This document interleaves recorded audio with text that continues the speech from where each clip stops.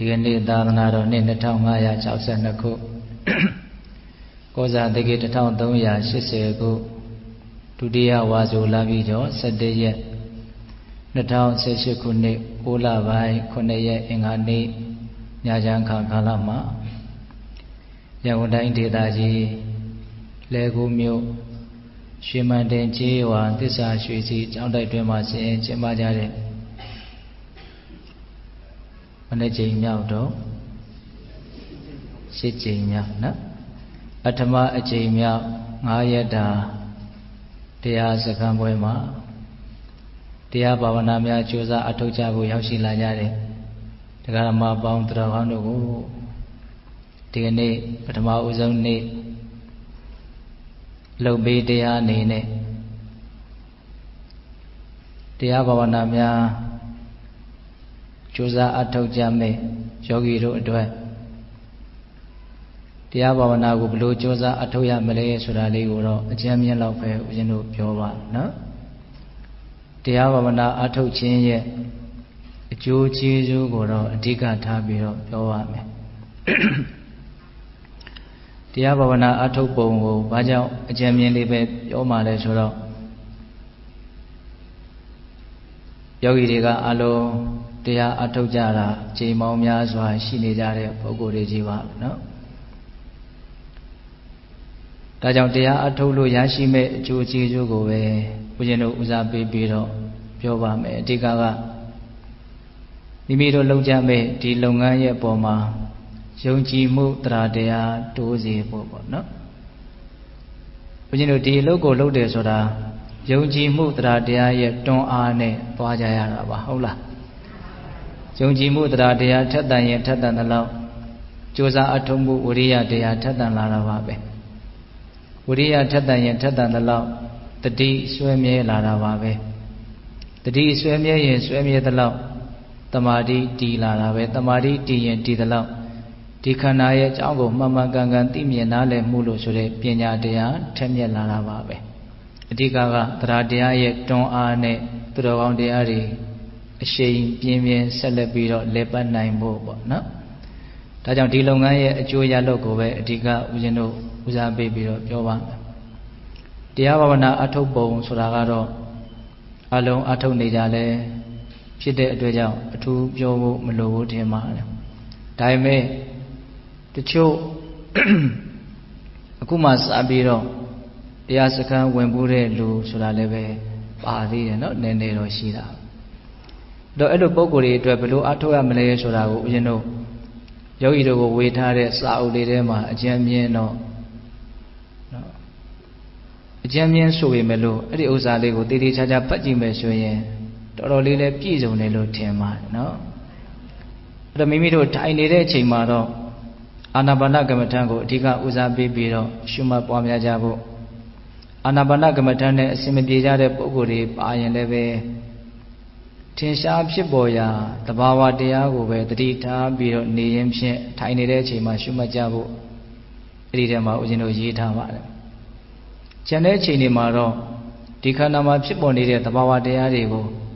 ဖြစ်နေတဲ့အတိုင်းလေးရိုးရိုးလေးတိပြီးတော့နေသွားဖို့ပါပဲ။ဟောတရားအထုတ်တယ်ဆိုတာဒုက္ခသစ္စာဆင်းရဲခြင်းအမှန်ဖြစ်တဲ့ဒီခန္ဓာရဲ့တဘာဝကို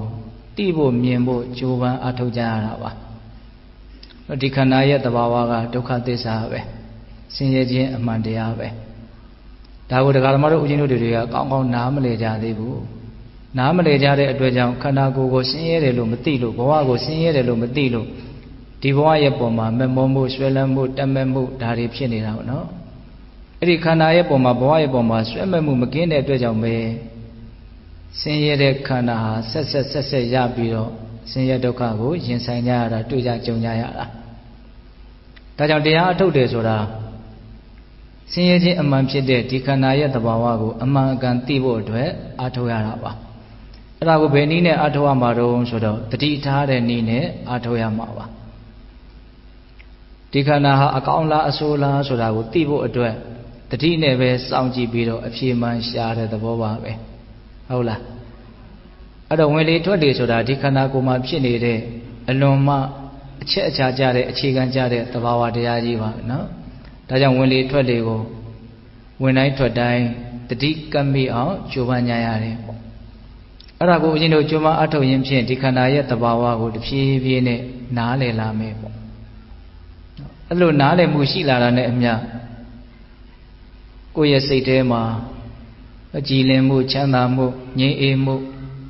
ဒါတွေဟာတရားကိုသိရင်သိသလောက်တရားကိုသိတယ်ဆိုတာကခန္ဓာကိုယ်ရဲ့အကြောင်းကိုအမှန်ကန်သိတာကိုပြောတာပါဒီခန္ဓာရဲ့အကြောင်းကိုအမှန်ကန်သိရင်သိသလောက်တော့ချမ်းသာမှုငြိမ်းအေးမှုဆိုတာကလည်းပဲသူဟာနဲ့သူဖြစ်ပေါ်လာတဲ့သဘောပဲเนาะဒါကြောင့်ပိဋကပေါင်းတော်အောင်တို့တရားအထုတ်တဲ့အပိုင်းမှာတော့ယင်တို့ကြည်ကြည်ပြန့်ပြန့်ကြီးမပြောတော့ပါဘူးเนาะမိမိတို့အထုတ်နေကြအတိုင်းပဲဇွဲလုံးလဝရိယထက်ထက်တန်တန်နဲ့ကြိုးစားအထုတ်ကြဖို့ပေါ့အဲ့တော့ဦးဇင်းကဘာကိုပဲဦးစားပေးပြီးတော့ပြောခြင်းလဲဆိုတော့ဒီတရားဘာဝနာလုပ်ကိုကြိုးစားအထုတ်လို့ရရှိမဲ့အကျိုးကျေးဇူးပေါ့ဒီနေရာဖြင့်မိမိတို့ရည်မှန်းချက်ထားပြီးတော့ညှော်မှန်းပြီးတော့ထားတဲ့အကျိုးရလဒ်လို့လဲဆိုရင်လည်းအဲ့ဒါကဘာလဲဆိုတော့မသေးခင်မှာလည်းပဲချမ်းချမ်းသာသာနေတတ်ထိုင်တတ်ဖို့ဟုတ်လားသေတဲ့အခါမှာလည်းပဲကြည်ကြည်လင်လင်ချမ်းချမ်းသာသာနဲ့အာကိုရအစစ်အမှန်နဲ့နော်အစဉ်အတန်းမြင့်မြင့်ဘဝတန်တရားမှာနော်အစဉ်ပြေပြေရှောက်လန်းနိုင်ဖို့မြတ်စွာဘုရားကပညာပရိဟိနသုတ်တံမှာ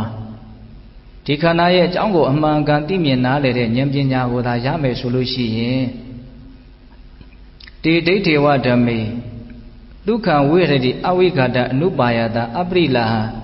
ကာယတဗေဒပရမရဏသုကတိပါတိကင်္ခာလို့အတိအလင်းဟောပါတယ်အတိဘက်ကဘာပြောလို့ဆိုတော့ဝါခန္ဓာရဲ့မတည်မြဲတဲ့သဘာဝကိုအမှန်ကန်သိမြင်နားလည်တဲ့ဉာဏ်ပညာတော့ဆင်းရဲတဲ့ဒုက္ခသစ္စာကိုအမှန်သိကြတဲ့ဉာဏ်ပညာကိုသာရမယ်ဆိုလို့ရှိရင်တဲ့အဲ့ဒီပုဂ္ဂိုလ်ဟာဒိဋ္ဌေဝဓမ္မေအခုလောလောဆယ်ပြစ္ဆခနေရတဲ့အခိုက်အတန့်မှာကိုပဲဒုက္ခချမ်းချမ်းသာသာဝိရတိနေရလိမ့်မယ်အဝိကာတံဆင်းရဲခြင်းမရှိဘဲနဲ့အနုပါယတံပင်ပန်းခြင်းမရှိဘဲနဲ့အပရိလာဟံပူလောင်မှုမရှိဘဲနဲ့ဒုက္ခချမ်းချမ်းသာသာဝိရတိနေရလိမ့်မယ်လို့အတိအလင်းဝန်ခံထားတယ်ကိုယ်ခန္ဓာရဲ့အကြောင်းကိုအမှန်ကန်သိတဲ့ဉာဏ်ပညာကိုသာရမယ်ဆိုရင်ဒကာဓမ္မတို့ဦးဇင်းတို့တွေနေရတဲ့အခိုက်အတန့်မှာမစင်ရဲပဲနဲ့မပင်ပန်းပဲနဲ့မပူလောင်ပဲနဲ့ချမ်းချမ်းသာသာနေရမယ်လို့ပြောတယ်နော်မစင်ရဲပဲနဲ့အဝိဃတံအစင်ရဲဟုဆိုတော့ချမ်းသာတယ်ပေါ့နော်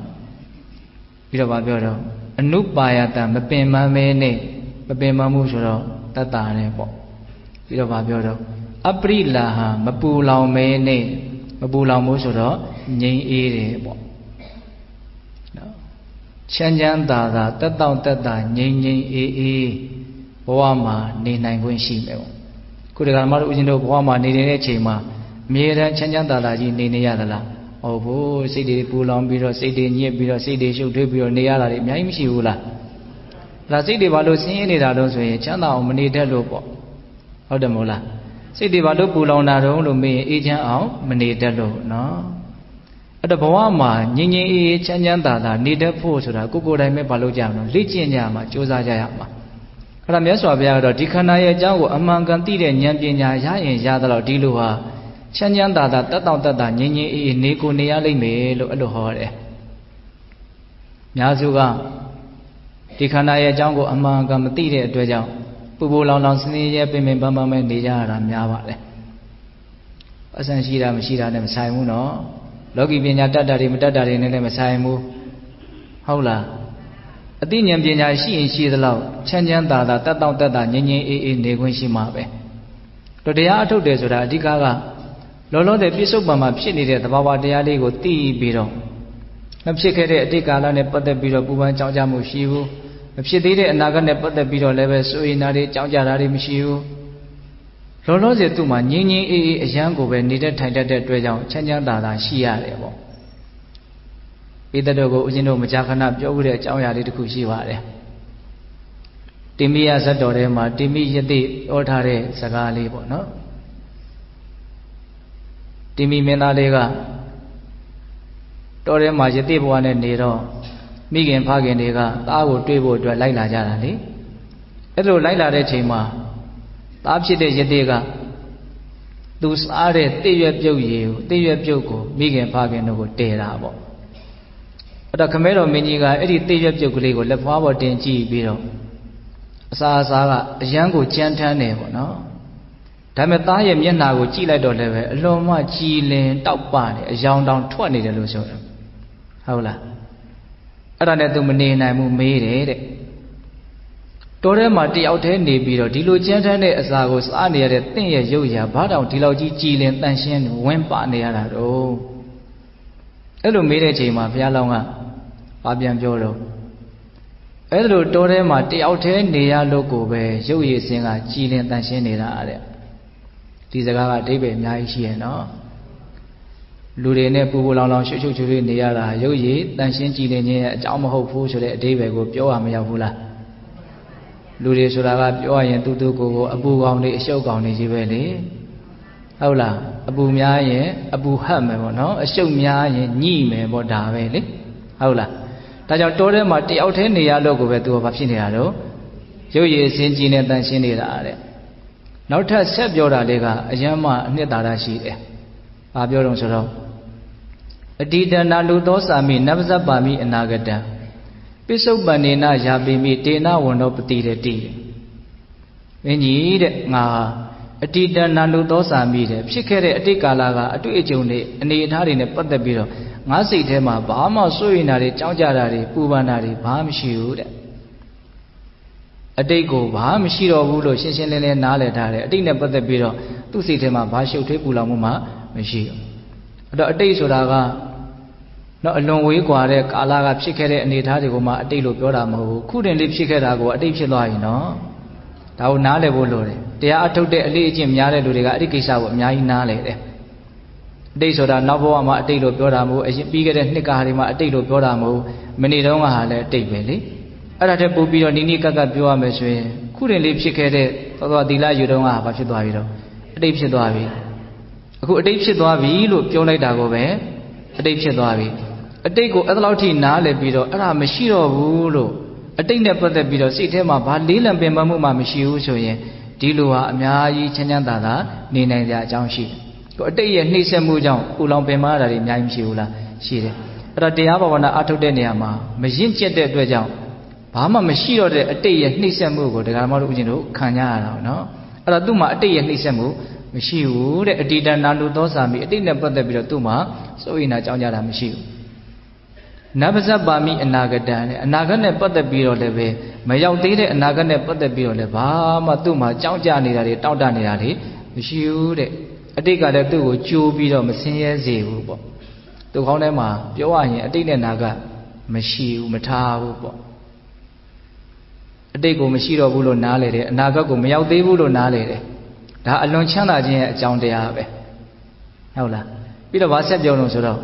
ပိစုပန္နေနယာပိမိဒီစကားလေးကအယံကိုကောင်းတယ်လို့ဦးဇင်းကထင်လောလောဆယ်အခုဖြစ်နေတဲ့အနေအထားလေးနဲ့သူမျှတာတယ်တဲ့တေနဝန္တောပတိတတိအဲ့ဒါကြောင့်သူ့ရဲ့ရုပ်ရည်ခြင်းဟာကြည်လင်းနေတာတဲ့အခုလောလောဆယ်ဖြစ်နေတာလေးနဲ့ဗါတဲ့တော့မျှတာတယ်တဲ့ပိစုပန်နဲ့မျှတာတယ်လို့ပြောရနော်စိတ်ဆင်းရဲတယ်ဆိုတာအဲ့ဒါပိစုပန်နဲ့မမျှတာလို့အခုလောလောဆယ်ဖြစ်နေတာကို तू မကျေနပ်လို့လောလောဆယ်ဖြစ်နေတာကိုစိတ်တိုင်းမကြလို့ဟုတ်လားပိစုပန်နဲ့ညီညွတ်အောင်မျှတအောင်နေတတ်မယ်ဆိုလို့ရှိရင်ဘာမှဆင်းရဲစရာအကြောင်းမရှိဘူးဆိုတာကိုဒီဒေသနာကိုကြည့်ရင်သိနိုင်တယ်ဟုတ်လားအတိတနာလူသောစာမိအတိတ်နဲ့ပတ်သက်ပြီးတော့သူ့မှာဆိုရင်ကြောင်းကြတာမရှိဘူးအနာဂတပဇ္ဇပါယအနာဂတ်နဲ့ပတ်သက်ပြီးတော့လည်းပဲနဗ္ဗဇပ္ပါမိအနာဂတ်နဲ့ပတ်သက်ပြီးတော့လည်းပဲဆိုရင်ကြောင်းကြတာမရှိဘူးပိစုပန္နေနယာပိမိပိစုပန်နဲ့လည်းအလွန်မှသူဟာမျှတာတယ်တေနဝန္တောပတိတတိအဲ့ဒါကြောင့်သူ့ရဲ့ရုပ်ရည်စင်ဟာကြည်လင်တန်ရှင်းနေတာတရားအထုတ်တဲ့လူကအဲ့ဒီအတိုင်းအများကြီးနေတတ်တယ်ပေါ့ဟုတ်လားလူအများစုကတော့အဲ့ဒီအတိုင်းမနေတတ်ဘူးဟောဆက်ပြီးတော့သူပြောတာတော့အနာဂတပဇ္ဇပါယနဗ္ဗဇပ္ပါမိအနာဂတံအနာဂတပဇ္ဇပါယအတိတတနုသောစနာဧတေနဘာလာတုတ်တန်တိနလောဝဟရိတောလူတော်တဲ့လူအများစုကအနာဂတပဇ္ဇပါယအနာဂတ်နဲ့ပတ်သက်ပြီးတော့တောင့်တတာတွေကြောင်းကြတာတွေသူတို့ခေါင်းထဲမှာအများကြီးရှိတယ်နော်အတိတတနုသောစနာအတိတ်နဲ့ပတ်သက်ပြီးတော့လည်းပဲစိတ်ထဲမှာအရှုပ်ထွေးတွေအပူလောင်တွေအများကြီးရှိတယ်ဟုတ်လားအဲ့ဒါကြောင့်မလို့သူတို့ကဘယ်လိုဖြစ်နေတုံးဆိုတော့ နလောဝဟရိတောလူတော်ရိပ်ဖြတ်ထားတဲ့မြက်ပင်လေးတွေကောက်ပင်လေးတွေလို့ဒဇင်းနဲ့ရိပ်ထားတဲ့ဓာတ်နဲ့ခုတ်ထားတဲ့ဆိုအဲ့ဒီမြက်ပင်လေးတွေကဘာဖြစ်တော့ခဏချင်းညှိုးနွမ်းသွားတော့နော်အဲ့လိုပဲအေတေနာဘာလာတုတ်တန်တိအတိညာမဲ့တဲ့မိုက်မဲတဲ့ပုံကိုယ်တွေကနော်6တွေ့နေကြတယ်ဆွဆွပြေးပြေးမရှိဘူးတဲ့ဟုတ်လားဘဝမှာပူပူလောင်လောင်6တွေ့တွေ့ဖြစ်နေတယ်ဆိုတာဘာလဲအတိတ်နဲ့အနာဂတ်ရဲ့နှိမ့်ဆက်မှုကိုခံနေတာပေါ့နော်အနာဂတ်နဲ့ပတ်သက်ပြီးတော့တောင့်တတာတွေကြောက်ကြတာတွေအများကြီးရှိတယ်နော်ပြီးခဲ့ပြီးသားဘာမှမရှိတော့တဲ့အတိတ်ရဲ့လွှမ်းမိုးမှုအောက်မှာပဲရုံမထွက်နိုင်ဘူးဒီရှုပ်ထွေးမှုတွေနဲ့ပဲနေနေတာပေါ့ဒါကြောင့်အတိညာနှုံနဲ့မိုက်မဲတဲ့ပုံကိုယ်တွေကရိပ်ဖြတ်ထားတဲ့မျက်ပင်တွေလို့ဘာလို့နော်ညှိုးနွမ်းနေကြတယ်လို့ပြောတယ်အဲ့တော့ဦးဇင်းတို့တရားအထုတ်တဲ့အလေးအလာများလို့ရှိရင်ဒီဒေသနာကိုပို့ပြီးတော့ခန်းစားတတ်မယ်ပေါ့နော်တကယ်တမ်းတဘာဝတရားကိုနားလည်အောင်ကြိုးစားမယ်ဆိုရင်ပြစ္ဆုတ်ပံကိုအရင်သဘောပေါက်ဖို့လိုတယ်အခုတရားမှတ်တယ်ဆိုတာဘာကိုမှတ်တာတော့လောလောဆယ်ဖြစ်နေတာကိုမှတ်တာနော်အဲ့ဒီလောလောဆယ်ကအရန်ကိုမြန်ဆန်တယ်လို့ပြောရမယ်ဟုတ်လားဖြစ်နေတာတွေကဒလဇတ်ပဲဆိုကြပါစို့ယောဂီတို့ထိုင်ပြီးတော့မှတ်ပြီးဆိုမျက်လုံးလေးကမှိတ်ထားတဲ့အတွက်ကြောင့်မြင်တယ်ဆိုတာတော့သိပြီးတော့အဲ့ဒါကတော့မှတ်เสียမလို့ဘူးပေါ့အတန်လေးကြားတာရှိမယ်နော်ဟုတ်လားပြီးတော့ဗါတွေရှိမယ်တော့ထိတာတွေရှိမယ်နော်တကူလုံးမှာထိနေတာတွေအဲ့ဒါတွေကနာရင်နာမယ်တက်တာရင်တက်တာမယ်သူကတော့ဒုက္ခဒုက္ခနဲ့ပြောရင်ပို့ပြီးတော့ကောင်းတယ်ပေါ့ပြီးရင်ဗါတွေရှိမယ်တော့စိတ်ထဲမှာတွေးနေတာတွေတွေးကြံနေတာတွေဟုတ်လားအဲ့ဒီသဘာဝတရားတွေဟာဒလဇတ်ဘာဖြစ်နေတော့အကြောင်းအားလျော်ဆိုတာဖြစ်ပေါ်နေတယ်ဖြစ်ပြီးရင်တော့ရှောက်ပြောက်သွားတာဒါသူ့ရဲ့သဘောကဒီတိုင်းပဲဒါကိုကိုယ့်ရဲ့ဉာဏ်နဲ့မသိသေးတော့လည်းပဲဒီဟာကိုတုဒ္ဓမယဉာဏ်နေနဲ့နားထဲမှာဆွဲထားရမယ်သဘာဝတရားတွေကဖြစ်ပြီးရင်မရှိတော့ဘူးနောက်ထပ်အသစ်ထပ်ဖြစ်တာအသစ်တွေကြီးထပ်ထပ်ဖြစ်နေတာလို့ကြားဘူးနာဝနဲ့ဉာဏ်ကအဲ့ဒါကိုစဉ်းစားဖို့ရမယ်မှတ်သားထားရမယ်တကယ်လက်တွေ့အားထုတ်တဲ့အခါမှာအဲ့ဒါဟာဟုတ်ပါလားဆိုတာကိုသိရလိမ့်မယ်နော်ထပ်ထပ်ပြီးတော့ဖြစ်နေတာအလွန်ရှင်းတာကတော့ဟောဒီအတန်နဲ့ပတ်သက်ပြီးတော့ပြောရရင်အလွန်ရှင်းတယ်အတန်တွေကဘယ်လိုလဲထပ်ထပ်ဖြစ်တယ်နော်ဖြစ်ပြီးတော့တောက်လျှောက်ပဲမရှိတော့အနံ့အရသာစားတဲ့တောက်တဲ့ချိန်မှာစဉ်းစားကြည့်တောက်လျှောက်ပဲပျောက်တယ်တောက်လျှောက်ပဲအသစ်တွေကထပ်ဖြစ်တယ်ဒီလိုနဲ့ထမင်းတနတ်ပြီးသွားရောဟုတ်လားအဲ့တော့ပြောချင်တာကဘာလဲဆိုတော့တရားအထုတ်တဲ့အလေးအလာများလေလေပြစ္ဆုတ်ပံကိုကောင်းကောင်းနားလေတယ်ဟုတ်လားပြစ္ဆုတ်ပံကိုနားလေလေလေအတိတ်ကိုလည်းနားလေတယ်အနာဂတ်ကိုလည်းနားလေတယ်အတိတ်ကိုဘယ်လိုနားလေတော့အတိတ်ကလည်းဓာမျိုးတွေပဲဖြစ်ခဲ့တာအနာဂတ်ကလည်းဓာမျိုးတွေပဲဖြစ်အောင်မှာလောကကြီးကဘာမှမထူးမဆန်းဘူးဆိုတဲ့အမြင်ပို့ပြီးတော့ခိုင်မာလာတယ်ဟုတ်လားဒီလိုပဲမြင်တရားရှိတာမြင်တယ်ကြားတရားရှိတာကြားတယ်အနတ်အရသာစားမယ်တောင်းမယ်တွေ့မယ်ထိမယ်တွေးမယ်ကျင်မယ်ဘလောက်မှကြီးကျယ်ခမ်းနားတဲ့ကိစ္စမဟုတ်ဘူးတွေ့ပြီးတော့လဲပြီးပြီးတော့လဲဒီတိုင်းပဲပြီးသွားတာပဲနောက်ထပ်ထပ်ပြီးတော့ဖြစ်တယ်အဲ့ဒါလဲဒီတိုင်းပဲပြီးသွားတာပဲဒါကြောင့်အမှန်တရားကိုသာမြင်မယ်ဆိုလို့ရှိရင်မြတ်စွာဘုရားပြောတော့ရူပသမိန်ပြီးနိဗ္ဗာန်တတိဝေဒနာယပြီးနိဗ္ဗာန်တတိနော်ရုပ်ရဲ့ပုံမှာညှီးငွေ့မယ်ခံစားမှုတွေရဲ့ပုံမှာညှီးငွေ့မယ်ဒါတွေကအောက်မဟုတ်ဘူးဆိုညှီးငွေ့တဲ့ဉာဏ်တူတူလိုလိုဖြစ်မယ်ဘာကိုမြင်လို့ညှီးငွေ့တာတော့ဆိုရင်ပြီးတော့လေဒီတိုင်းပဲပြီးသွားတာပဲအနိစ္စကိုမြင်လို့ညှီးငွေ့တာအကောင်းမဟုတ်ဘူးဆိုတာအဲ့ဒါကိုနားလည်မှဆက်ပြီးတော့ဒုက္ခသစ္စာကိုနားလည်မှနော်ဟုတ်လားအဲ့တော့ပြောချင်တာကဘာတော့တရားဘာဝနာကိုအထုတ်တဲ့အလေးအလာများတာနဲ့အမျှဘဝမှာချမ်းချမ်းသာသာတက်တောင့်တက်တာငြိမ်ငြိမ်အေးအေးနေတတ်လာမယ်ပေါ့ကိုယ့်ကိုနေတတ်မှနေနိုင်မှာနော်သူများနေတတ်တာကိုကိုယ့်ကိုလာပြီးတော့မျှဝေပေးလို့ရတာမဟုတ်ဘူးကိုကဒါကိုမနေတတ်ဘူးမကျွမ်းကျင်ဘူးဆိုရင်ကိုဘလောက်ပဲဆင်းရဲနေနေဘေးကလူကကိုဘလောက်ပဲချစ်နေနေသူဘာမှကိုမပံ့ပိုးနိုင်ဘူးမကူညီနိုင်ဘူးဒီကိစ္စကိုကျွမ်းကျင်မှပဲကိုလှုပ်တတ်တာပေါ့ကိုလှုပ်တတ်မှပဲကိုတတ်တာပဲပေါ့နော်ဒါကြောင့်တရားအထုတ်တဲ့နေရာမှာအဲ့ဒီရည်ရွယ်ချက်လေးရှိရမယ်တနည်းအားဖြင့်အဲ့ဒီအကျိုးကျေးဇူးလည်းရတယ်ဒီအကျိုးကျေးဇူးဒီပင်လည်းရည်ရွယ်ချက်လည်းဖြစ်တဲ့ငါဘဝမှာငြိမ်းငြိမ်းအေးအေးချမ်းချမ်းသာသာတတ်တောင့်တတ်တာနေကိုနေတတ်ရမယ်နေကိုနေနိုင်ရမယ်ငါဘာလို့ဆင်းရဲနေရမလဲဘာလို့ပင်ပင်ပန်းပန်းနေရမလဲဘာလို့ပူပူလောင်လောင်နေရမလဲကိုအဲ့လိုမမျှော်မှန်းတယ်မို့လားတချို့လူဘဝလေးရောက်လာတယ်စဉ်းစားကြည့်တယ်ဦးဇင်းကအလို့ရောက်လာတော့ပူပန်ဖို့အတွက်ရောက်လာတာဟုတ်လားဆင်းရဲဖို့အတွက်ရောက်လာအဲ့လိုတောင်ပြောရမလို့ရှိရဲ့နော်ပင်ပင်ပန်းပန်းနဲ့နေသွားကြတာပဲလေသေးတာသေးရောအဆန်ရှိရမရှိရနဲ့ဆိုင်ဘူးနော်အဆန်တွေကသူ့ရှိနေရနော်မနေတဲ့ပင်ပန်းနေရပဲလ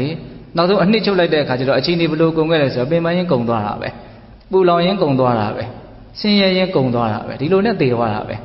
သူကသူတော့အထင်နေနဲ့ထင်ကောင်းထင်ပဲပေါ့ငါပဲဆန်နေရှိတယ်ဟုတ်လားအဲ့ဒီအထင်လေးနဲ့ပဲခြေနဲ့ပေါ်သွားတကယ်လက်တွေ့ဘဝမှာတော့ဘယ်လိုပဲနေသွားတော့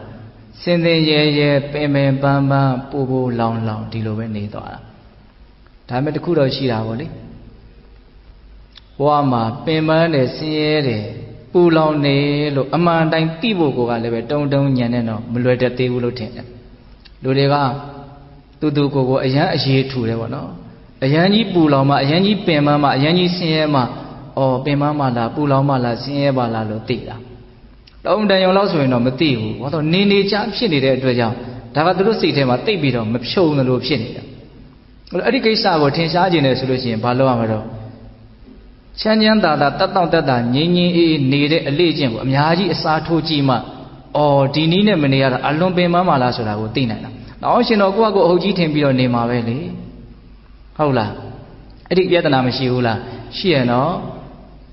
ယောဂဖြစ်နေတဲ့လူတယောက်ဟာယောဂဖြစ်နေတယ်လို့မှမသိဘူးဆိုရင်ဒီယောဂကိုပြအောင်ကုဖို့စိတ်ကူးရှိမလားဟောသူကသူလူကောင်းထင်နေတာလေဟုတ်တယ်မဟုတ်လားဒါကြောင့်ပိဿပေါင်းသူတော်ကောင်းတို့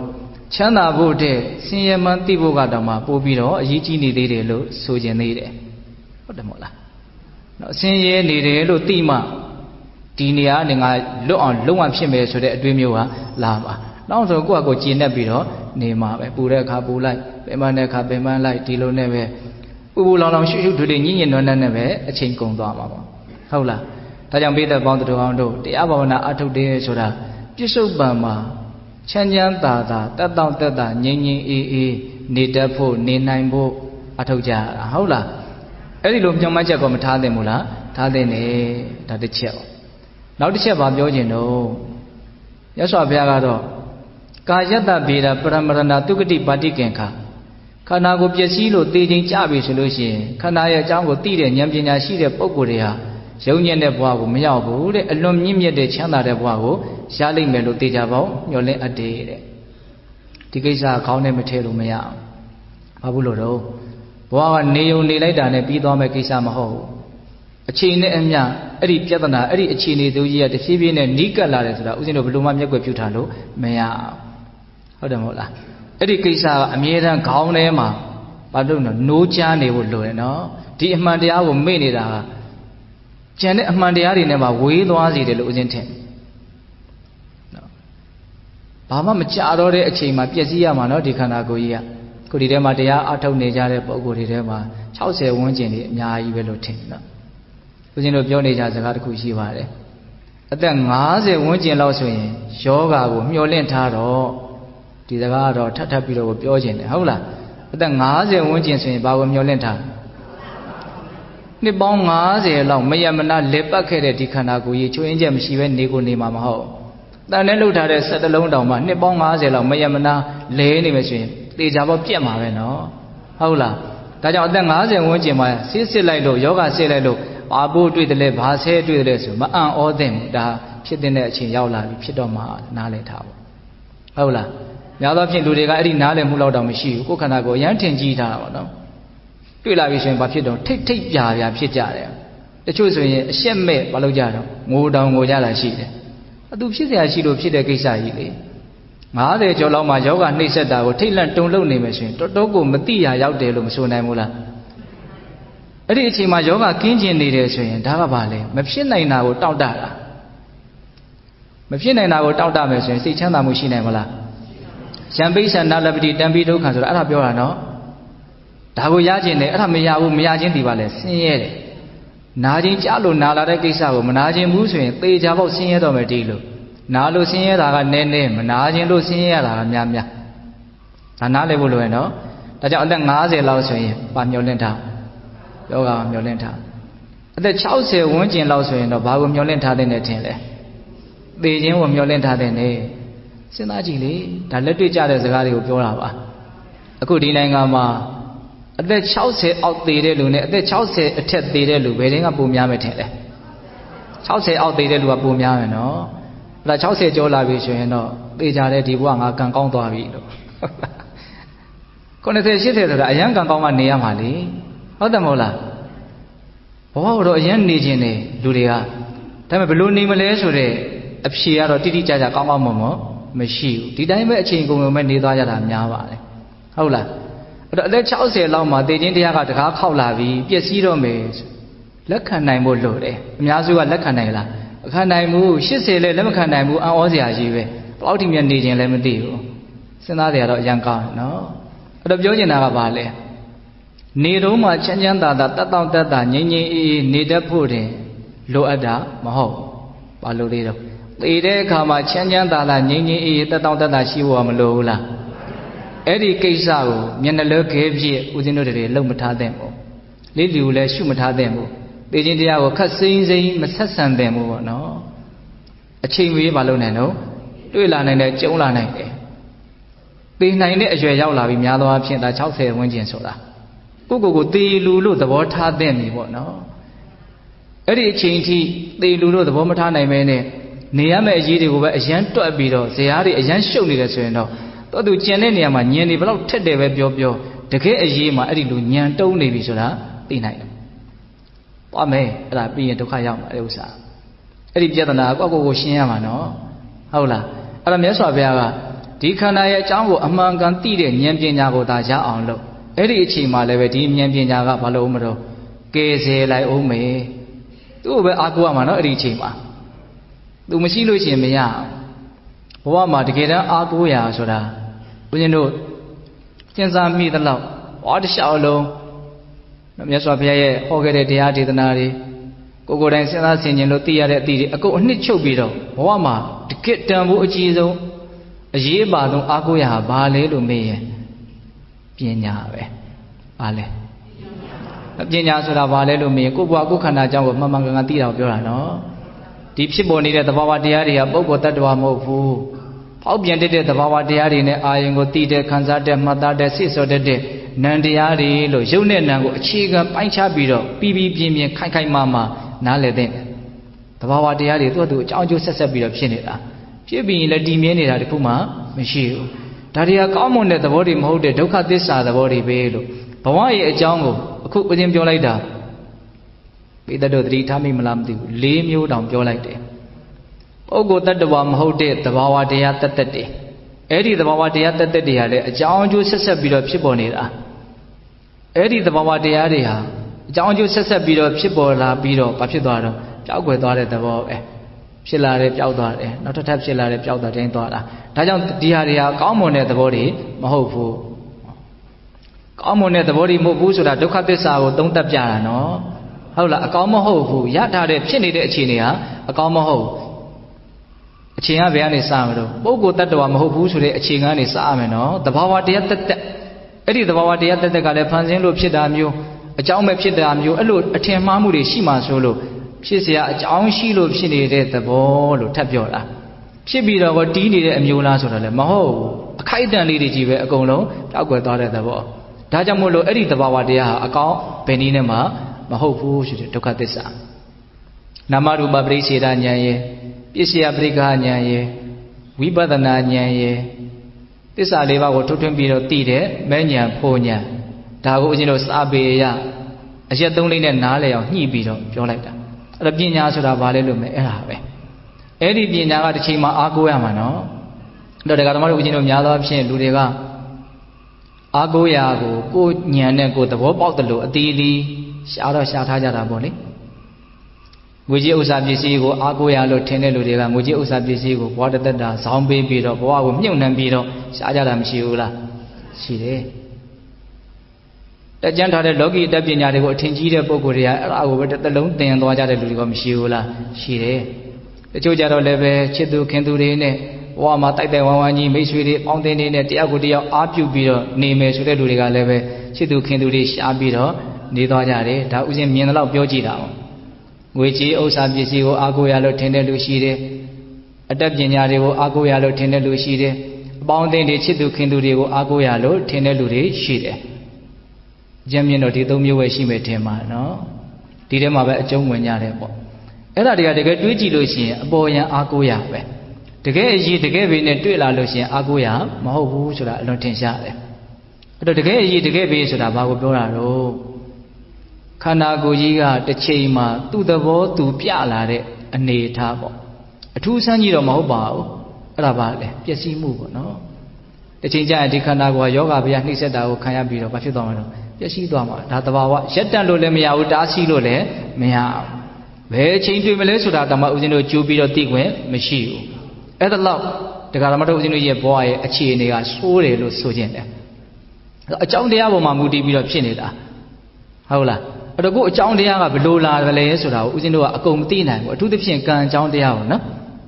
ဦးဇင်းတို့သိနိုင်တာကဘာလေးစားလိုက်ရင်ဘယ်လိုလေးဖြစ်မယ်ဆိုတာတော့ပဲသိနိုင်တာအာဟာရအကြောင်းတရားတော့ပဲများသောအားဖြင့်သိနိုင်တာဥဒုအကြောင်းတရားတောင်တချို့ကောင်းအောင်မတွက်တတ်ဘူ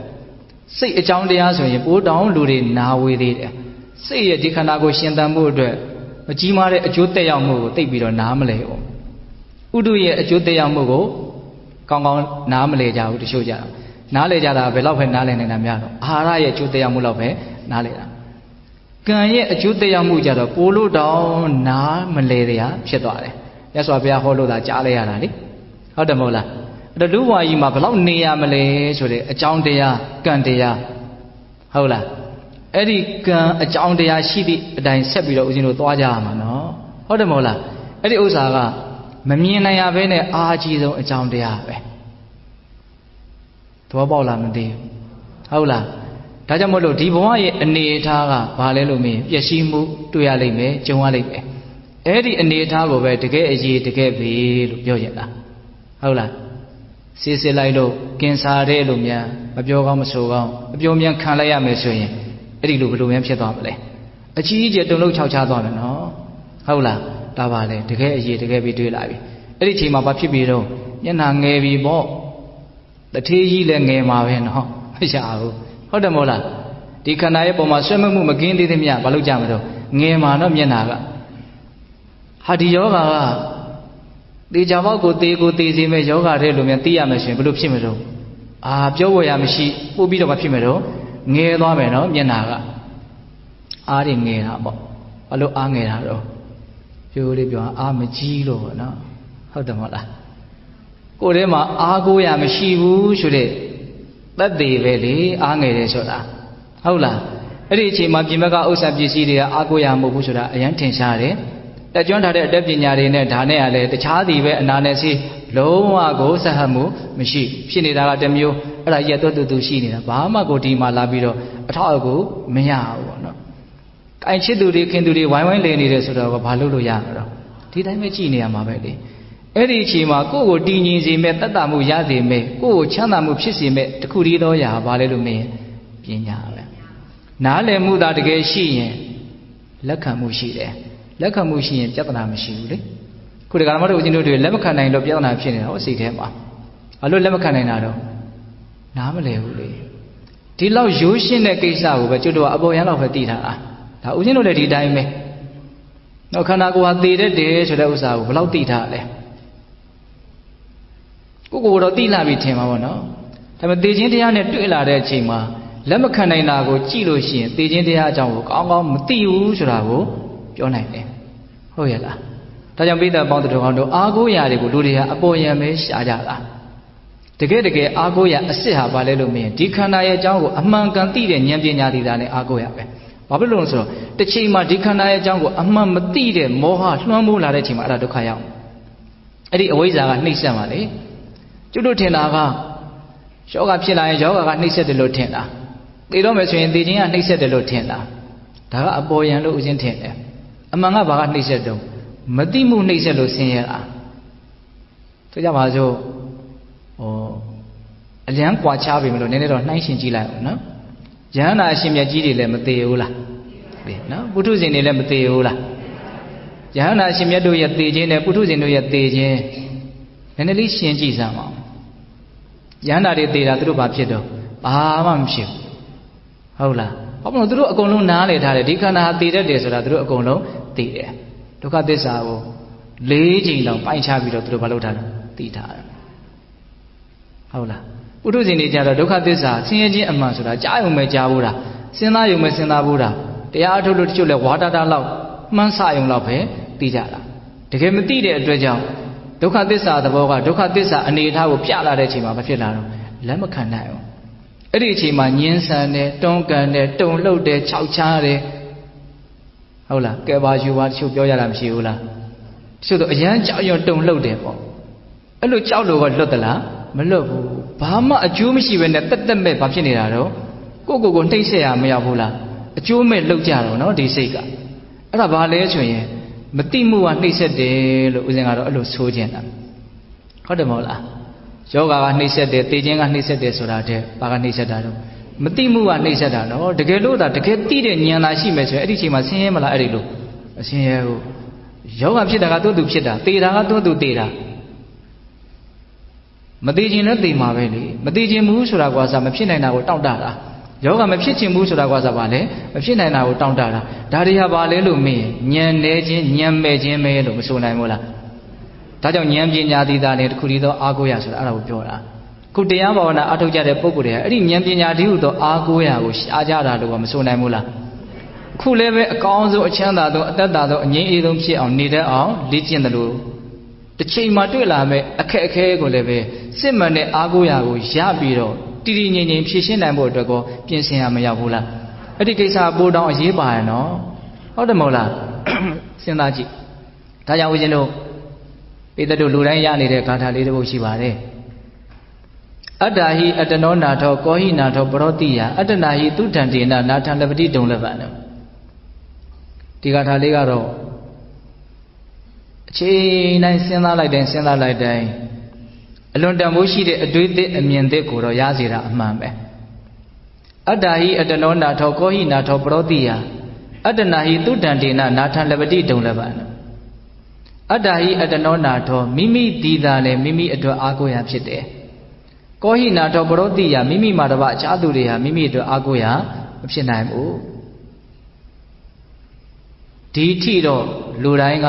ကိုနားလည်ထားတယ်လို့ထင်ကြပါတယ်ဒါပေမဲ့အဲ့ဒီအထိလည်းပဲတကယ်နားလည်တယ်လို့မဆိုနိုင်သေးဘူးဟုတ်တော့လူတွေနားလည်ထားတဲ့ကိုအားကိုးရမယ်ဆိုတာကဘလောက်လေးနားလည်တယ်လို့ထင်လဲငယ်တော့ပညာတွေသင်ထားမှဖြစ်မယ်ဟုတ်လားအရွယ်ရှိတော့ဥစ္စာပစ္စည်းရှာဖွေထားမှဖြစ်မယ်ကျမကြီးလေးကောင်းအောင်လိုက်စားထားမှဖြစ်မယ်လူတွေထင်တဲ့အားကိုးရာဆိုတာကငွေကြီးဥစ္စာပစ္စည်းအတတ်ပညာကျမကြီးဒီလောက်ပဲလူတွေကနားလည်ကြတာများတယ်ဟုတ်တယ်မဟုတ်လားမြတ်စွာဘုရားဆိုလိုတဲ့ကိုအားကိုးရမယ်ဆိုတာကအဲ့ဒါလောက်လေးရအောင်လုပ်ထားတဲ့ကိုဟာအားကိုးရလို့မဆိုလိုသေးဘူးဟုတ်လားအဲ့ဒါတွေကအပေါ်ယံအားကိုးရပဲမြတ်စွာဘုရားဆိုလိုတဲ့ကိုသာလင်ကိုအားကိုးရမယ်ဆိုတဲ့ဥစ္စာကဘယ်လောက်ထိအားကိုးရအောင်လုပ်ထားရမလဲခုနကတော့ပြောတဲ့ဉာဏ်ပညာကိုရသည်အထိအားကိုးရကိုရအောင်လုပ်ထားပါအဲ့ဒီကြတော့မှရနိုင်ခဲ့တဲ့အားကိုးရကိုရတယ်လို့ဆိုတာ哦တော့ဒီကထာလေးကဥစဉ်တို့များသောဖြင့်လူတွေကရှေ့2ပါးလောက်ပဲစဉ်းစားကြတာတကယ်တမ်းကဒီကထာရဲ့နောက်2ပါးကမှပို့ပြီးတော့အချက်ချာကြဟုတ်လားနောက်2ပါးဘာပြောတော့အတ္တနာဟိတုတံတေနနာထလပတိဒုံလပံအတ္တနာဟိတုတံတေနမိမိကိုယ်မိမိကောင်းကောင်းဆုံးမခြင်းအပြင်နာထလပတိဒုံလပံရနိုင်ခဲ့တဲ့အားကိုးရာကိုရမယ်တဲ့ဟောအဖြေကအဲ့ဒီမှာလာနော်ကိုအားကိုးရမယ်ဆိုတာကိုဘာမှမဆုံးမပဲနဲ့ဘာမှကောင်းတာကိုမလေ့ကျင့်ပဲနဲ့ဥမလင်းလင်းပြောရင်တရားဘာဝနာလုပ်ကိုဘာမှအားထုတ်မှုမရှိပဲနဲ့ဒီတန်ကြီးဘဝမှာတော့လောကီကိစ္စလုံးမယုံလောက်ရှားကဖွေကစားကတောက်ခါလောက်ရှားတဲ့ဖွေတဲ့ယုံများလောက်တော့အချင်းကုန်ယုံများလောက်နေသွားတာလောက်နဲ့တော့ဒီလိုဟာသူ့အတွက်သူအားကိုးရလို့မဆိုနိုင်သူကတော့သူ့ကိုယ်သူထင်မှာပေါ့ငါကအားကိုးရဖြစ်အောင်ငါလှုပ်ထားတယ်လို့ထင်မယ်ပေါ့ဟုတ်လားဒါပေမဲ့သူဟာသူ့အတွက်အားကိုးရတကယ်တမ်းကမဖြစ်သေးဘူးဘာဖြစ်လို့တော့သူရထားတဲ့အားကိုးရာတွေကရနိုင်ခဲ့တဲ့အားကိုးရာမဟုတ်သေးဘူးရလွယ်တဲ့အားကိုးရာလောက်ပဲရှိသေးတယ်နော်ရသော်ပဲပြောတဲ့စကားအရန်စိစက်တယ်အရန်တိကြရနော်နာထံလပတိဒုံလပံရနိုင်ခဲ့သောနာထံအားကိုးရာကိုလပတိရမယ်ဟောရနိုင်ခဲ့တဲ့အားကိုးရာပြောရရင်တတန်တရားလို့တစ်ခါမှမရဘူးသေးတဲ့အားကိုးရာတို့လိုမဲ့တေခဲ့တဲ့ဘဝတိုင်းအားငယ်ပြီးတော့တေခဲ့ရတဲ့ဘဝပဲများမယ်ထင်ပါနော်ဟုတ်တယ်မဟုတ်လားယောဂဗျာနှိမ့်ဆက်တဲ့အားငယ်ပြီးတော့နေခဲ့ရတာပဲဟုတ်လားအဲ့ဒါဘာလဲဆိုတော့ရနိုင်ခဲ့တဲ့အားကိုးရာမရခဲ့ဘူးရနိုင်ခဲ့တဲ့အားကိုးရာဆိုတာဘာပြောရတော့အထွတ်အထိပ်ပြောရရင်အဲ့ဒါအရဟတမညာအရဟတဘုံညာကိုပြောတာတဲ့ဒီကာထာလေးရဲ့အဖွင့်မှာဟုတ်လားအရဟတဘုဒ္ဓဟူသောအားကိုးရာမဉဏ်ဘုံညာအထွတ်အထိပ်ဉာဏ်ပညာပေါ့နော်အစဉ်လျှော့ပြောမယ်ဆိုရင်တော့ဘယ်လိုပြောမလဲဝိပဿနာဉာဏ်လောက်ဆိုရင်လည်းပဲတော်တော်တန်တန်အားကိုးရာလေးလို့မဆိုနိုင်ဘူးလားကျန်တဲ့လောကီဒါနသီလကုသိုလ်နဲ့နှိုင်းစားမယ်ဆိုတော့အားကိုးရလို့မဆိုနိုင်ဘူးလားဆိုနိုင်တယ်နော်အဲ့ဒီရနိုင်ခဲ့တဲ့အားကိုးရကိုဘယ်နည်းနဲ့ရမလဲ Adanahi tudandina. Koko kong soma jen ampin yanangere agu ya yame. Koko below soma. Kong soma yame. Koko kong soma yen. Mankusiko soma la upiora. Kusiko kong soma jen ampin yanangere agu ya yame. The Kata will be a Sasajilano, Erijama, a Debia, a young combido. Oh, the Kenale machine, what did that do? Luni do Amele to the Apshu, what the Kala division of Yadore down so nightly. Hola, Adahi at the Nonato, Kuku Aguabe. Kohinato Brodia, Shaduria Kuda Aguya, oh, the Kala Shinto like that. Hola, say the way one in Masolo, Olumi, Dilumi, being, they gave me Luyare Yamaho de Dojan to Kayamani. Hola, Tajan go back go there, my Aguya, Shayabe. Lu Sharatima Blue Shamaro, Adanahi Tudandina, Kusiko, Kong Somayabe. That's when Natan Levity don't ever, Shanangere Aguyago, Yame Lubio. The Gogo Soma, Gogo Kong Soma Mesudabia, Kusiko Soma Melubio, no? The Kusiko Soma Mesudabale. Seiko, Lumalida, Biola. Hola. Listen, say a loga valley, Senati Haroshi, no? Say a loga, Jimmy Joy, and Amaconas and Lochin, the Conas and Lochin, that's a loga. What is in here, say at the diamond? The Avana Atabola Rekisha, Madama, Kauna, they will look shippo, Sensepsipo, the Balonia, Taidonia, no? Tayawino Catalito Shieli. A beta data Kaleani, Baba Satan, Diwari, Danda he Karodo Bunya, Baba the Mira Metimanore. I must say at the wall, pure beat of Lulu Amales that I don't get Isum by Ericataliade. A beta data Kaleani, Baba Satan, Diwari, Danda he Karodo Bunya, Baba the Mira Metimanore. Danda he Karodo Bunya, Kauna Lome he solution, this year alone lead and needed what she did. Say at the one, no? Baba the Mira Metimano, Macauna so ye. Alone William, the type of the was she did. The say Lumalaya was so ye. Sego so much as I say go Lumalaya the ball so well, no? Listen, say go Lumalaya was saying, say a loa valley. Could be like me. Kauna so ye, alone lead, need. Macauna so ye, alone pure. Tajibuyaga did that. But you say, go on, say Lumabio, no? Otherwise, say Havale, did that. Tajam Yasabia, vegetata clearly, Kauna Lucien, the Paula Lucien, then you have seen a Kamu, Mian low light, Lucian, Mian low light. Peter Babio, Baba Satan Diwari, Kauna Lucien, the Paula, and Siko Dane on Tawa. Kauna will Mian low, Kauna Soye, Damipa, Pablo so say her, Kauna Soye, alone Nibi, Kauna Soye, alone Jole the Washilo. The Gataligo Chilo, Siko so much as that, Palo Malay, what Shim Bola. Kaunago, Josiah me, Macaunago, Damia me. A cool Ujino de Galamado, Dimangayata, Labido, low me, Dimia de Lungazenga. Era a cono young with me that way. Macaunago, Tavidabe, Kaunago, Pia, Josavidabe. 3 years, 1 year, 1 year got 1 year, a mere mother, Gigi, don't lose in 10. The Kanama Pinidago, 3 data. 3 data. Macamu, Shamida Pide, Kamu, Shamida Pide. Hola. Sequence sheet, the Dimatanian Silla, Pula Muri, Pema Muri, Nino Muri, Agudorigo, 3 Tala Champion, Mapsia, Tassi Vida Chete. The Dimatalian Shinline Day, Pula Munian Namu, a Jonia Agudo Diadigo, 3 Tala Champion, Beshavida Cheta. Ragumian Pulueno, teaching about what Rina like it. 3 Mani Wusu in Bale. 3 Mani Agudo, the Mumo, the Mupilla Mali. How the Mola? The green and Nila Chiam Chilla me Agudo, Balula, Tamila out there, no? Peter Alumi Mari, within the Waria, Daddy, Pina, Daddy, Pia, or Lua Yamudola, South Dale. Would be the didn't I would deal no? The 2 lady got. We will our lady Pinning and she. Ogo that one more so that a demio. John Joe Pinida so that a demio. Medimio so that a demio. Jauda or Nayo, one on Jauda. Time down the day out Tidenama, Chile Mupiatamu, Shenemu, Dunamala. I do know. At a coye, Dinian Jinae, a G to Ebo. Miela, Coco de Mepaloro, Joseph. So that was the original Messi Moene. See, I want to see Sibide. Go out digging, they allow my Meme, so that was they allow Telade. You know, Miena, Time Chilim Jadamu, မရှိသေးဘူးနော်စာလုံးလားခါခွေးလားကောင်းကောင်းမကွဲသေးဘူးစာလုံးလေးလိုခါခွေးလေးလိုဖြစ်နေဟုတ်လားထပ်ပြီးတော့ဒီကြီးတိုးလိုက်တဲ့အခါကျတော့ဘာဖြစ်သွားတော့ကြည်လင်ပြတ်သွားတယ်နော်ဒါဉာဏ်ပညာရဲ့သဘောကိုနည်းနည်းလေးလူငယ်လေးတွေစဉ်းစားမိဖို့ပြောတာပါဟုတ်လားတကူရဲ့ဉာဏ်အဆင့်မြင့်ဖို့ဆိုတာဘယ်နည်းနဲ့မြင့်မလို့ခုနကတော့သတိထားတဲ့နည်းကိုပဲထက်ကဦးသိန်းတို့ဘာလုပ်အောင်တော့စူးစမ်းတည်ဆောက်ရမယ်နော်ဒါကြောင့်ဒီအလုပ်ကိုဇွဲနဲ့လုံလဝရိယနဲ့လုပ်နေခြင်းဒီပင်လေဒီဉာဏ်ပညာကိုတက်လာအောင်အည်အသွေးမြင့်လာအောင်မြင့်တင်ပေးရမရဘူးလားရောက်တယ်ဒါကြောင့်အကုသိုလ်ကိုတားမြစ်တဲ့လုပ်ငန်းနော်ကုသိုလ်ကိုဖြစ်ပေါ်အောင်ကြိုးစားတဲ့လုပ်ငန်းတပြိုင်နက်တည်းမှာဒီလုပ်ငန်းကြီးနှစ်ရပ်ကိုဦးဇင်းတို့တွေကြိုးပမ်းအထောက်ရရောက်နေတယ်ဆိုတာပြောတာဟုတ်လားအဲ့လိုကြိုးစားအထောက်ခြင်းဒီမလုပ်တာတော့ကိုယ်စိတ်ကိုဆုံးမတာကိုယ်ကိုယ်ဆုံးမတာအဲ့ဒီလိုဆုံးမနိုင်တာနဲ့အမျှဗါတဲ့တော့နာထံလက်ပတိတုံလည်းပါရနိုင်ခဲ့တဲ့အာကိုရာကိုရလိမ့်မယ်တဲ့အဲ့ဒီကထာလေးကိုလည်းခြေခြေပြက်ပြက်ဦးဇင်းတို့အရန်စဉ်းစားသေးခြင်းပါတယ်နော်အတ္တဟိအတ္တနောနာထောကိုယ်ကိုအာကိုရမယ်ကောဟိနာထောပရောတိယတခြားသူတွေကကိုယ်တော့အာကိုရမဟုတ်ဘူးအတ္တနာဟိတုတ္တံဒေနာကိုကောင်းကောင်းဆုံးမခြင်းအဖြစ်ကိုယ်စိတ်ကိုကောင်းကောင်းဆုံးမခြင်းအဖြစ်နာထလပတိတုံလည်းပါရနိုင်ခဲ့တဲ့အာကိုရာကိုရမယ်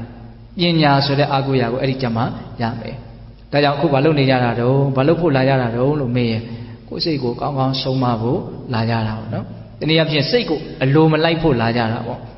စိတ်ရဲ့အလိုကပါလေမကောင်းတာလုပ်ခြင်းတယ်ကောင်းတာမလုပ်ခြင်းဘူးအဲ့ဒါကိုအလိုမလိုက်ဘူးကောင်းတာကိုလုပ်မယ်မကောင်းတာကိုတားမြစ်မယ်ဘယ်နည်းနဲ့အဲ့ဒီလုပ်ငန်းကြီးနှစ်ရပ်ကိုဦးဇင်းတို့တကယ်လက်တွေ့အကောင့်ထဲပေါ်မလဲလို့မေးရင်တတိထားတဲ့နည်းနဲ့အကောင့်ထဲပေါ်ရမယ်ပေါ့နော်ဝင်လေထွက်လေမှတ်နေတယ်အကုသိုလ်ဖြစ်ခွင့်ရှိလားရှိဦးနော်တတိရှိနေတဲ့အချိန်မှာအကုသိုလ်မရှိဘူးအကုသိုလ်ဝင်လာပြီဆိုရင်လည်းသေကြတဲ့အဲ့ဒီအချိန်မှာတတိမရှိတော့ဘူးဟုတ်တယ်မဟုတ်လားဒါတတိလေးထားပြီးတော့နေတဲ့လုပ်ငန်းရဲ့တန်ဖိုးကိုအဲ့လိုအခြေခံကြမြင်ဖို့မလိုဘူးလားဗျာလွယ်နော်အကုသိုလ်မဖြစ်ုံတားယုံလောက်တင်လားဆိုမဟုတ်ဘူးနော်ခုနကတော့ပြောခဲ့တယ်ဗါတယ်တော့ဉာဏ်ပညာအဆင့်ဆင့်ဘာဖြစ်လာမလို့မြင့်လာမယ်တတိဆက်လာတာနဲ့အမျှတမာတိဆိုတာဖြစ်လာငြိမ်းလာတယ်စိတ်ကငြိမ်းလာတယ်သိတဲ့သိတတ်တာကိုသိဖို့အတွက်အရန်သိအနေထားလေးဖြစ်လာတယ်လို့ဆိုခြင်းတယ်ပေါ့ဟုတ်လားအဲ့ဒီချိန်မှာဘာဖြစ်လာမလို့အတိညာဆိုတာတဖြည်းဖြည်းနဲ့မြင့်လာတယ်နားလည်မှုပိုကြီးလာတော့နော်ဒါကြောင့်ပိဋကပေါင်းတို့ကောင်းတို့စစ်မှန်တဲ့အားကိုးရာဆိုတာကိုရနိုင်ဖို့အတွက်ကိုယ်စိတ်ကိုမလုပ်ရမလို့ဆုံးမရမယ်အဲ့တော့ကိုယ်စိတ်ကိုဆုံးမတဲ့နေရာမှာဦးဇင်းတို့ဒန္တဗုမိသုတ်တံမှာတော့မြတ်စွာဘုရားကနော်ဘယ်နည်းနဲ့စိတ်ကိုဆုံးမဖို့သင်ပေးထားသလဲတီလပေါ်မှာယက်တည်ပြီးတော့သတိပဋ္ဌာန်တရားကိုပွားများခြင်းအပြင်စိတ်ကိုဆုံးမရမယ်လို့ဒါအနှစ်ချုပ်အဲ့လိုနားလည်ရတယ်ပေါ့နော်အခုယောဂီတို့လူတယောက်မှာရှိတဲ့၅ပါးတီလမျှမကဘဲနဲ့ပို့ပြီးတော့တန့်ရှင်းစင်ကြယ်အောင်အပူကိစ္စတွေကိုပါဖြတ်တောက်ထားတယ်လို့အကျဉ်းမြင်ပြောလို့ရတဲ့၈ပါးသီလတော့စောင့်တည်တာနော်ဟုတ်တယ်မဟုတ်လားနော်အပူကိစ္စတွေအများကြီးဖြတ်တောက်လိုက်တဲ့အတွက်ကြောင့်လူရင်းပဓာနာကြတဲ့အလုပ်ကိုပို့ပြီးတော့လှုပ်နိုင်ခွင့်လှုပ်ဖို့အခြေအနေပို့ပြီးတော့ပေးသွားတယ်အဖီတာလိမ့်တာပြင်တာဆင်တာဒီကိစ္စကိုအချိန်မပေးတော့ဘူးဟုတ်လားဂီတတွေတီးတာမဟုတ်တာနော်ကြည်တာရှုတာနားထောင်တာဒါတွေအချိန်ပေးတော့ဘူးဒါအပူတွေကိုဖြတ်တောက်ပြစ်လိုက်တာလို့အကျဉ်းမြင်နားလည်လို့ရတယ်ဒါပေမဲ့အဲ့ဒီအဓိပ္ပာယ်ကဒီလောက်တည်းမဟုတ်ပါဘူးဦးဇင်းပြောတာကခပ်ပေါ်ဖြစ်နေတယ်တကယ်တမ်းကဒီဂီတတို့အနုပညာတို့ဆိုတာကဒီမြတ်သောအကျင့်ရဲ့စူးညောင်ခလုတ်လို့မြတ်စွာဘုရားအဲ့လိုဟောတယ်နော်ဒါတွေကအနှောင့်အယှက်ရှိတယ်ဟုတ်တယ်သချင်းတစ်ပုဒ်ကိုစွဲသွဲမြင်မြင်နားထောင်ကြည့်လိုက်နားထောင်ပြီးလို့ရှိရင်မတိမတာကိုယ်စိတ်ကိုဖမ်းပြီးတော့စစ်ကြည့်လိုက်ခဏအဲ့ဒီဒီလုံးကိုစိတ်နဲ့ညီးနေတတ်တယ်ဟုတ်လားအဲ့လိုပဲဦးဇင်းတို့ဖြီးတဲ့လိမ့်တဲ့ကိစ္စဒါဒီဟာရဲ့အပေါ်မှာတာယာမှုကိုအများကြီးတိုးစေတယ်ပေါ့ဟုတ်လားဒါကြောင့်၈ပါးသီလရဲ့လေးနဲ့တဲ့အဓိပ္ပာယ်ကိုလည်းပဲနားလည်ဖို့မလိုဘူးလားလွယ်နော်အဲ့ဒီသီလပေါ်မှာယက်တည်ပြီးတော့ကျွတ်တို့ဘာလုပ်ကြမှာတော့တတိထားပြီးတော့နေတဲ့ဤမြင့်မြတ်တဲ့နေတဲ့ဤနဲ့နေကြမယ်ပေါ့သီလပေါ်မှာယက်တည်ပြီးတော့သတိပဋ္ဌာန်တရားကိုပွားများခြင်းသည်ကိုယ်ဝတ္တနိယဖြင့်ကိုယ်စိတ်ကိုအကောင်းဆုံးဆုံးမတဲ့ဤလို့အဲ့လိုနားလည်ဖို့မလိုဘူးလားလိုတယ်ဒါကြောင့်သီလကတော့အများနဲ့ဒီမှာနေကြတာဆိုတော့ဟိရိဩတ္တပကပို့ပြီးတော့အားကောင်းတယ်ပေါ့ဟိရိဩတ္တပပို့အားကောင်းတဲ့အတွက်ကြောင့်သီလကတော့တိတ်ပြီးတော့မလုံခြုံမှမစိုးရဘူးပေါ့နော်သီလတော့လုံခြုံပဲဟုတ်လားဘာကိုအရင်တို့ပို့ပြီးတော့အားဆိုင်ဖို့လိုမလဲတတိစွဲမြဲဖို့ကြတော့အားဆိုင်ရလိမ့်မယ်ဟုတ်လားတတိထားပြီးတော့နေမယ်ပေါ့အဲ့တော့ဦးဇင်းတို့ထပ်ပြီးတော့တိုက်တွန်းစကားလေးပြောချင်တာကမြင့်မြတ်တဲ့အလုပ်ကိုလုပ်မယ်ဆိုတဲ့ရည်ရွယ်ချက်နဲ့ ဒီ9ရက်အတွင်းမှာအားလုံးကိုဖြတ်တောက်ပြီးတော့လာကြတာနော်အဲ့တော့ကိုယ့်ရဲ့ရည်ရွယ်ချက်ကလေးကိုအမြဲတမ်းမလုပ်နေဖို့လို့အမှတ်ရနေဖို့လို့တယ်ဟုတ်လားခပ်ပေါ့ပေါ့နေလိုက်မယ်ဆိုရင်လည်းပဲ9ရက်ကတော့ပြီးသွားမှာပဲကိုလုံးမှာပဲကိုရမှာလို့ပဲတွေးထားတာများတယ်ဒါပေမဲ့စီနဲ့ကန်းနဲ့ဖြစ်အောင်ကြက်မပေးမယ်ဆိုရင်တော့ယောဂီတွေပို့ပြီးတော့အကျိုးရှိတယ်ဆိုတာတော့ဘုရင်တို့လည်းပဲသဘောပေါက်ပါတယ်ဟုတ်လားဒါပေမဲ့အဓိကကတော့ဘာလို့ဖို့လို့တော့ကိုယ့်ကိုယ်ပဲစူးစမ်းစေခြင်းပဲပေါ့ကိုဆုံးမမယ်သူများကဆုံးမဖို့လိုလာပြီဆိုရင်အဲ့ဒါကိုဆုံးမတဲ့အပိုင်းလို့သူများလာဆုံးမတာပေါ့သူများဆုံးမမယ်ဆိုတော့လည်းပဲအများစုကတော့ဘာဖြစ်တော့စိတ်ထဲမှာညွန်ညင်ကြတဲ့လူပဲများပေါ့နော်အဲ့ဒါသူများဆုံးမတာကိုတော့မခံဘူးငါပဲဆုံးမမယ်ဆိုတဲ့အတွေ့မျိုးလေးရှိမယ်ဆိုရင်လည်းတော်တော်ကောင်းမယ်လို့ထင်ပါတယ်ဟုတ်လားဒါကြောင့်ကိုယ်စိတ်ကိုအများကြီးဆုံးမမယ်ကိုဆုံးမပြီးတော့နေမယ်အဆုံးမလွတ်နေမယ်တော့သူများဆုံးမတာမခံဘူးဆိုတာကမန်သဘောမျိုးနဲ့ပြောတာမဟုတ်ပါဘူးဆုံးမတရားမရှိအောင်နော်များသောဖြင့်ဒီစိတ်ကနားလည်ပြီးသားလို့ဦးဇင်းထင်တယ်နော်လောဘဒေါသရဲ့အလိုကိုမလွန်ဆန်နိုင်လို့သာလေစီကံတွေကပြတ်သွားတာမဖြစ်တဲ့နာတွေကဖြစ်သွားတာဘာလို့ရမယ်မလို့ရဘူးဆိုတာအကျဉ်းမြင်ဖြစ်တော့လူတွေပဲလေရေဝေအားဖြစ်တော့သိတယ်လို့ဦးဇင်းကတော့အဲ့လိုယုံကြည်တာပြောရင်တော့ဗာလေတိတိကြီးနဲ့လောက်ကြတယ်လို့ထင်ဟုတ်လားနော်ဒါကြောင့်ပိဿပေါင်းတော်ကောင်းတို့ကိုယ်စိတ်ကိုအများကြီးဆုံးမပြီးတော့ကိုလာခဲ့တဲ့ရည်ရွယ်ချက်ကလေးတွေလည်းဘာလို့ဖို့လို့တော့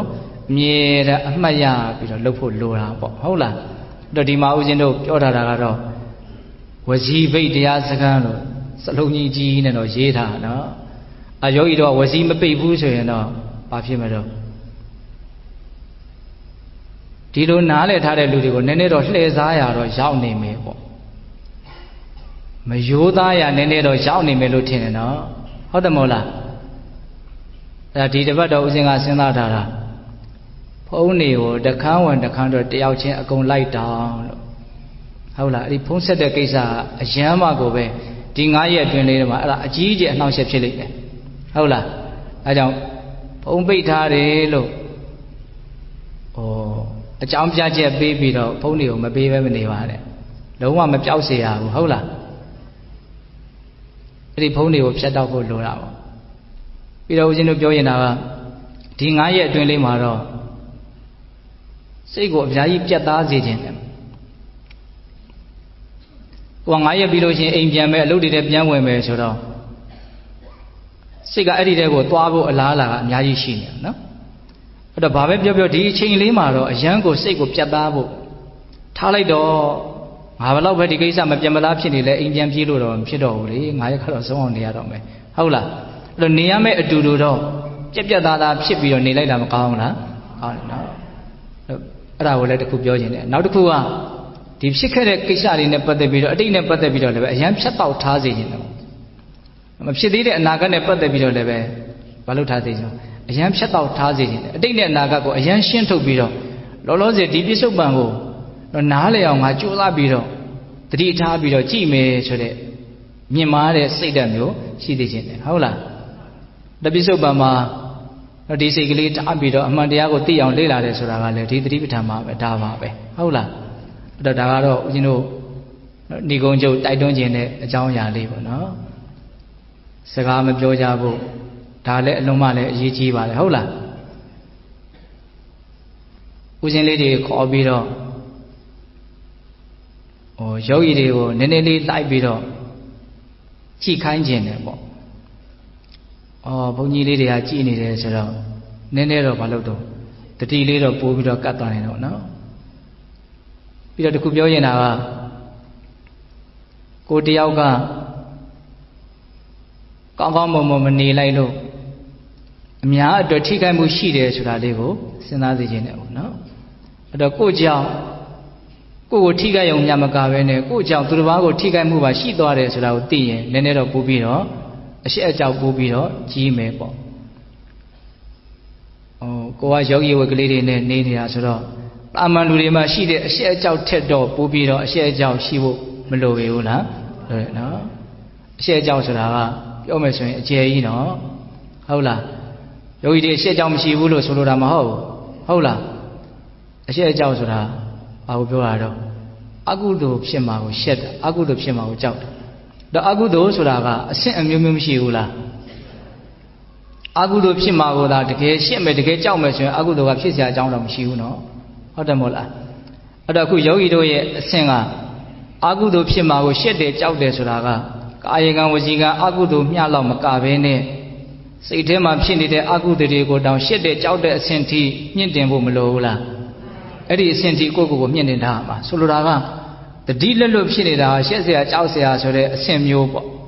ကျန်တဲ့အချိန်မှာအဲ့လောက်မမြင့်မအောင်တော့မှဒီ9ရက်အတွင်းလေးတော့9ရက်ဟီရီဥတ္တပကိုငါအရင်မြင့်တင်ထားမှာတတိလက်လွတ်သွားတာလာတာမျိုးတတိလက်လွတ်ပြောတာဆိုတာမျိုးတတိလက်လွတ်စားတာတောက်တာမျိုးဒါဟာရှက်เสียဒါဟာကြောက်เสียအဲ့ဒီအဆင့်ထိအရှက်အကြောက်ကိုမလုပ်ထားသေးခြင်းတော့မြင့်တင်ထားသေးခြင်းတော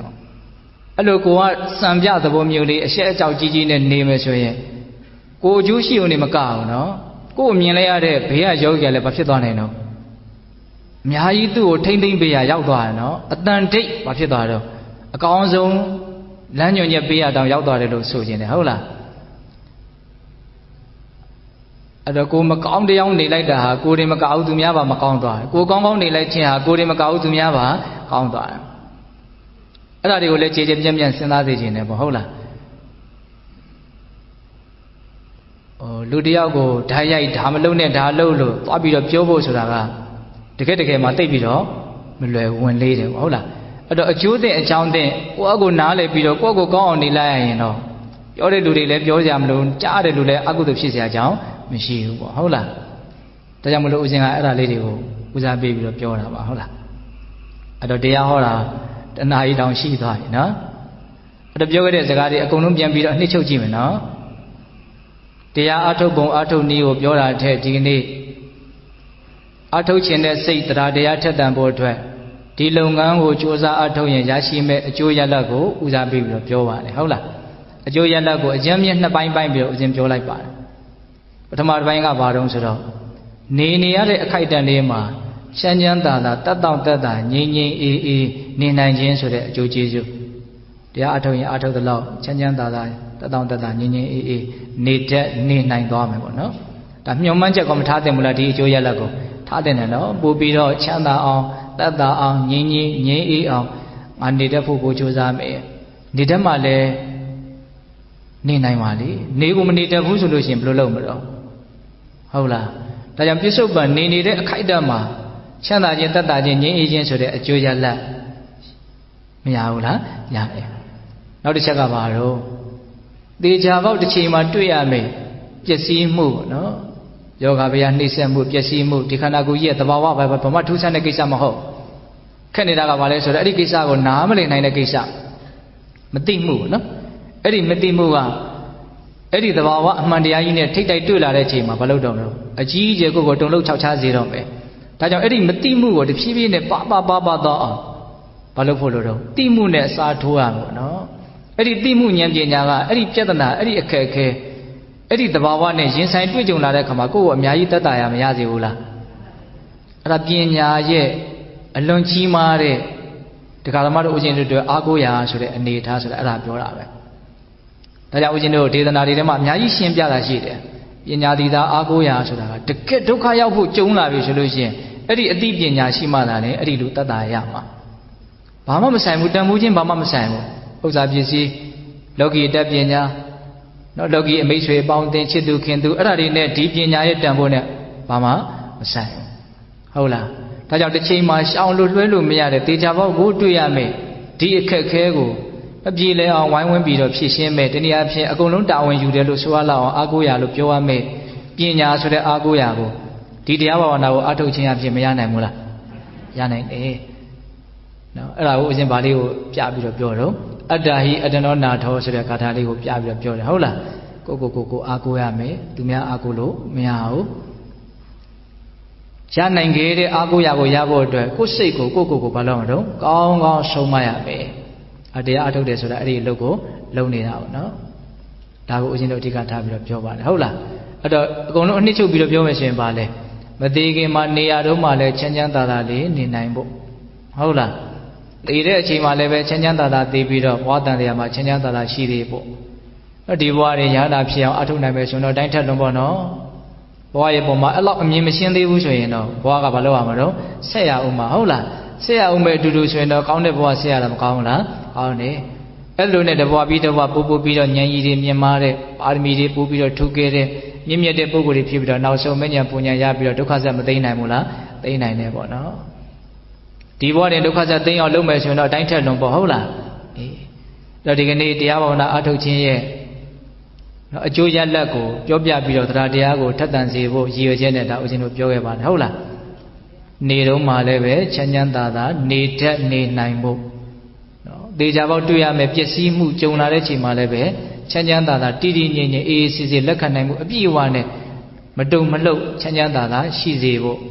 တကယ်အားကိုးရရှိမရှိဆိုတာအဲ့ဒီချိန်ကျမှသိမှာနော်ခုချိန်မှာတော့ကျမကြီးကလည်းကောင်းတယ်စာသာရကိုယ့်ကိုဟုတ်တယ်လို့ထင်တဲ့အပိုင်းလေးတွေလည်းရှိမယ်အာမအခက်ခဲမရှိဘူးလို့ထင်ကောင်းထင်မယ်ပေါ့ဟုတ်လားဒါပေမဲ့ဘောကဒီတိုင်းသွားနေမှာမဟုတ်ဘူးနော်ဒီတိုင်းသွားနေမှာမဟုတ်ဘူးနော်ဘေးတိုင်းသွားမှာတော့မကောင်းတဲ့ဘက်ကိုဥတည်ပြီးတော့သွားနေတာဟုတ်လားဒါကိုဦးဇင်းတို့အများကြီးကြိုတင်ပြီးတော့ညံထဲမှာအမြင်ရှင်းရှင်းသိမထားသင့်ဘူးလားသိထားတယ်လေ